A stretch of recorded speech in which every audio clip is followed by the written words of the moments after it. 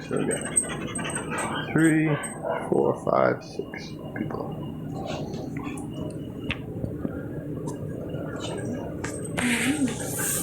Thanks everyone for joining me. I wanted to share a little bit about foster parents and the challenges they face. A lot of people know of the system, they know of the kids, they've had traumatic events or whatever, but what people don't really know is the challenges the parents face themselves. Foster parents can actually be considered some of the greatest parents on the planet, because it's really tough to take on another child and care for them as your own, even when you may have to give them back. And even if you may know that, it's still a great challenge to give a child back. Some of the challenges that they face are so difficult that it's caused a shortage of parents available to the kids in need. It's one of the reasons some websites report that only 10% of children that get reported to them can be placed in foster care. So we're going to look at funding that's available, training that they receive, and then how all this ties in to why there is a shortage. All this information that I got was taken from dcfwisconsin.gov based off the funding and the training on the intro to foster parents. Funding is broken up into 4 different categories: basic maintenance rate, initial clothing allowance, supplemental rate, and the exceptional rate. All of them are very direct in how they sound. It's exactly what they are. Basic maintenance rate is just a set dollar amount that they receive to handle food, clothing, housing, transportation. All parents at all the training levels are eligible for that one. Initial clothing allowance, all parents of all levels are eligible for that one as well. It's just a one-time reimbursement to ensure that the child has proper clothing when entering their care. Supplemental rate, only foster parents at certified level 2 or higher are eligible for that one. And the exceptional rate, again, only parents at level 2 or higher are eligible for that one as well. The exceptional rate is only used in a circumstance when the child is at risk for out-of-home placement into a group home. So that's why the parents can no longer care for them. Instead of placing them in group home or prison, they place them in foster care to see if they can help remediate the child, because they have more training than maybe the parents do. If the foster parent has an issue with the rates or deems it's not enough, they can talk to their caseworker to ask for a redetermination of the rate. If that doesn't work, then they can go to family court and go through proper channels in the court system to try to get one. So that's funding. The training that foster parents receive, there's actually 5 levels of certification, each requiring more and more training to help deal with more traumatic events that the child may have dealt with. Or they may just be special need, mental defect or something like that. So it requires more training to properly care for them. Training is broken up into 3 categories: pre-placement, initial licensing, and ongoing training. Level 1 requires 6 hours of pre-placement training, no initial licensing, and ongoing training is actually not required. So it's just a total of 6 hours in the first year, and then you're certified as a level 1 foster parent. Level 2 pre-placement is 6 hours, 30 hours of initial licensing training, and 10 hours of ongoing each subsequent year. So it's a total of 46 hours in the first year and then 10 hours every year after. Level 3 is 78 hours. Have you looked into see what is the pricing? How much what is the cost for that? Cost of training is provided free. Oh. So the state pays for it. Okay. You just have to partake in it. Good to know. Good question. Thank you. Right.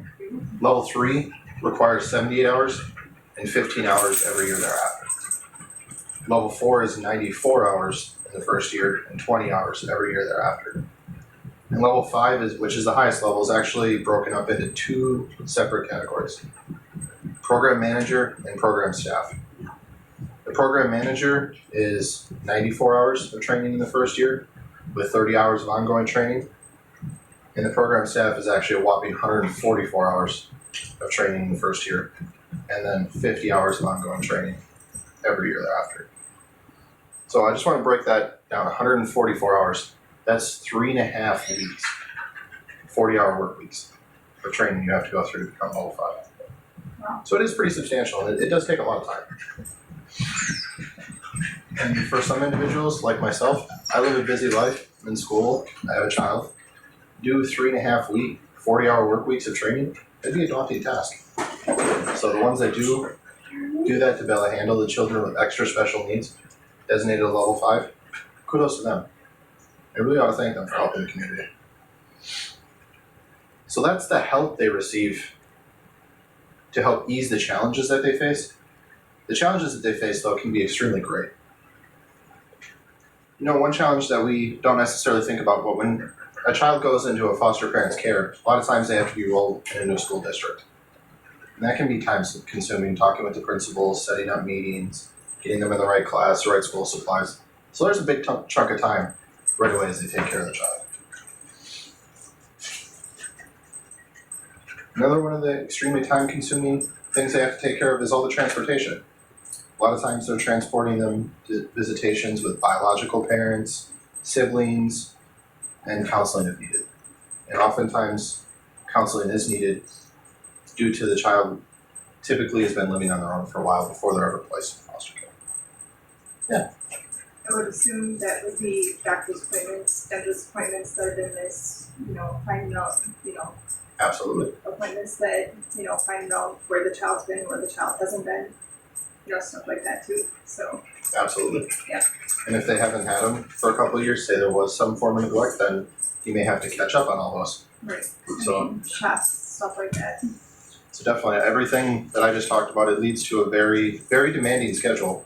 It's even more demanding than just having your own children, because typically you can keep up with the care and go to day a little bit easier. But this, it's all of a sudden everything's got to be done now. Right. So it can be very, very demanding. Because of that, it's not only physically demanding because of your time, it's also emotionally demanding. To be that busy and have to care for a child who may have been neglected in traumatic events or is causing their own problems can be very emotionally demanding to try to help that child get on the right path. So because of all of this, even with the funding available, there's been a shortage of foster parents here in the state of Wisconsin. Some say that they feel like they have little input in the decisions that are made for the child, though, because the state has so much involvement in if you need to do this, you need to do this, you need to do this. And so that can be frustrating. You just feel like you're a caretaker in a nursing home, so to speak. Even though you're caring for a child, sometimes that's all you feel like. You don't, even though you're directed is supposed to raise this child for the time that you have them. So I just wanted to read you something from Players to Partners. They said nearly half of the parents quit after the first year of joining the foster care system. And that's backed up by multiple studies that I've researched. So that just shows you that it's a challenge. It's not something that you can just go into and you take lightly. Another reason for the shortage, though, it's not just the challenges. Milwaukee WWM 89.7 reports that the recent surge of children because of drugs has also led to a shortage. So they're trying to do more things with training, amp up the amount of money they put into training to recruit good foster parents.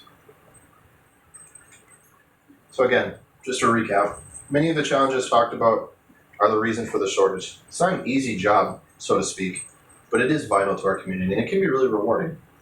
You're changing a child's life forever. And then you're also helping out the community. What would be the alternative if children go in foster care? They'd be on the street, in jail. So I'd much rather just help out the children in their time of need instead of going to other alternatives that aren't helping somebody, especially an innocent child. So even though there is great challenges, just remember there is funding and training to help. In Wisconsin, there's a great need for foster parents. Hopefully armed with this knowledge, if you've ever considered doing it, now at least you know some of the struggles and the help that is available to you. And if not, maybe you can help understand somebody else's struggle. Because I'm sure almost everybody knows of somebody that's been in the system or knows a foster parent. Thank you. Thank you. Great job.